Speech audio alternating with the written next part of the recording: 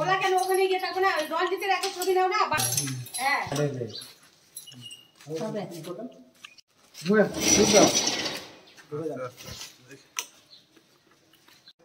সাংবাদিক সামনে এসে ব্যাগটা দিয়ে 20 মিনিট আছে, 20 মিনিট পরে খুলবা।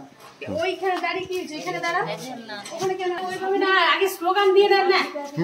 সফল হলো, সফল হলো, সফল হলো, আজকের বন্ধ সফল হলো, সফল হলো, সফল হলো, আজকের বন্ধ সফল হলো, সফল হলো, সফল হলো। বন্দে মাতরম, বন্দে মাতরম, বন্দে মাতরম, বন্দে মাতরম, বন্দে মাতরম, বন্দে মাতরম।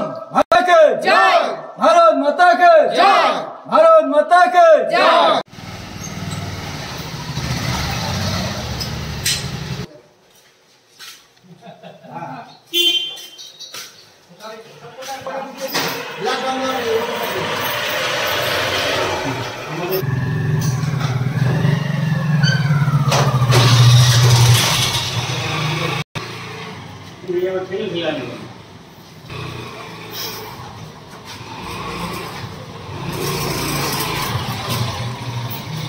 সকাল থেকে আজ আমাদের ভারতীয় জনতা পার্টির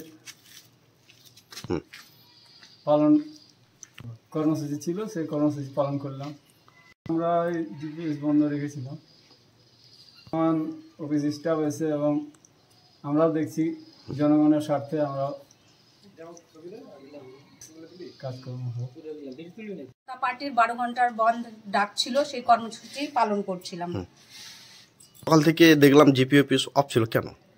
আমাদের ভারতীয় জনতা পার্টির ডাকে, যেহেতু আমাদের এখানে বিজেপির অঞ্চল এবং আমাদের পার্টির ডাকে আমরা সেই ক্ষেত্রে এখানে বন্ধ রেখেছিলাম। কারণেই যে প্রশাসনের দিক থেকে এসে প্রেসার এবং তাদের সাথে বচসা তৈরি হয়েছিল, যার জন্যই ওনারা ওনাদের কাজ করেছেন, আমাদেরকে বাধ্য হয়ে খুলতে হলো। অবশ্যই বলবো যে এই রাজ্যে যে মাননীয় মুখ্যমন্ত্রী যেভাবে অত্যাচার করছেন আমাদের ভারতীয় জনতা পার্টির ওপর, এবং যে অভয়াকাণ্ডে যে মেয়র যার এত নির্যাতিত হয়ে তিনি মার্ডার হলেন, তার আন্দোলন ছিল এবং আমাদের যে বিজেপির ডাক ছিল সেখানেও তিনি পুলিশকে দলদাস হিসেবে ব্যবহার করেছেন। আমাদের সেখানে গাজল 12 ঘন্টার বন্ধে আমাদের ভারতীয় জনতা পার্টির বিধায়ক চিন্ময় দেব বর্মন এবং তার সাথে আরও অনেকজন আছে। মাজরা অঞ্চলে বিজেপির অঞ্চল ছিলেন, সেখানে বিজেপির উপপ্রধান এবং গাজল 2 এর প্রধান উর্মিলা রাজেও সেখানে অ্যারেস্ট করা হয়েছে, সাথে অনেক কয়েকজন কর্মীকেও অ্যারেস্ট করা হয়েছে।